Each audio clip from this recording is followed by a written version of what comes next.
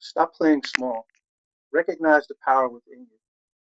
The first step to unleashing your greatness is to recognize that it exists, that it's there. Every man, woman, and or child is usually underestimated in their abilities by other people and in some cases themselves. And these can be because society often overlooks the contributions and sets limitations on expectations that they give us or put in front of us. This hides the power that shows inside of you, the resilience, the creativity, the empathy, and the leadership that you possess.